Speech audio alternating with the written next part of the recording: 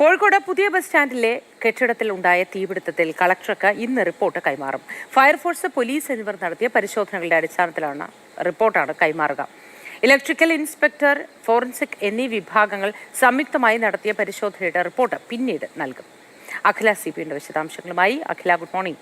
ഈ തീപിടുത്തവുമായി ബന്ധപ്പെട്ട വിശദാംശങ്ങൾ റിപ്പോർട്ടായി സമർപ്പിക്കുകയാണ്. ഇതിൽ എങ്ങനെയാണ് തീപിടുത്തം ഉണ്ടായത്, ഈ കെട്ടിടത്തിന്റെ നിർമ്മിതി എങ്ങനെയായിരുന്നു തുടങ്ങിയ കാര്യങ്ങളിൽ ഇപ്പോഴും ചർച്ചകളും ആരോപണങ്ങളും ഒക്കെ ഉയർന്നു വരുന്ന ഒരു സമയമാണല്ലോ അഖില. വിശദാംശങ്ങൾ എന്താണ്?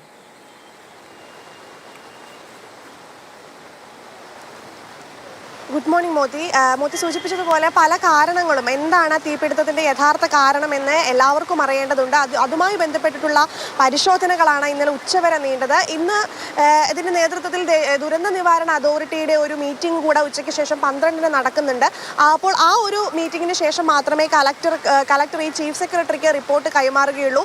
ഇന്നലെ ഈ ഫയർഫോഴ്സും പോലീസും സംയുക്തമായി നടത്തിയ പരിശോധനയുടെ റിപ്പോർട്ട് ഇതുവരെ കളക്ടർക്ക് കൈമാറിയിട്ടില്ല. ഇന്ന് അത് കൈമാറുമെന്നാണ് പ്രതീക്ഷിക്കുന്നത്. തീപിടുത്തം ഉണ്ടായ സമയത്ത് തന്നെ ചീഫ് സെക്രട്ടറി ഉത്തരവിറക്കിയിരുന്നു. 2 ദിവസത്തിനുള്ളിൽ കാരണങ്ങൾ എന്തൊക്കെയാണ്, അല്ലെങ്കിൽ ഈ ഒരു വലിയ തീപിടുത്തത്തിന്റെ കാരണങ്ങൾ എന്തൊക്കെയാണ് എന്ന് പരിശോധിച്ച റിപ്പോർട്ട് നൽകണമെന്ന് ചീഫ് സെക്രട്ടറി തീപിടുത്തം ഉണ്ടായ സമയത്ത് തന്നെ കളക്ടർക്ക് വ്യക്തമാക്കിയിരുന്നു.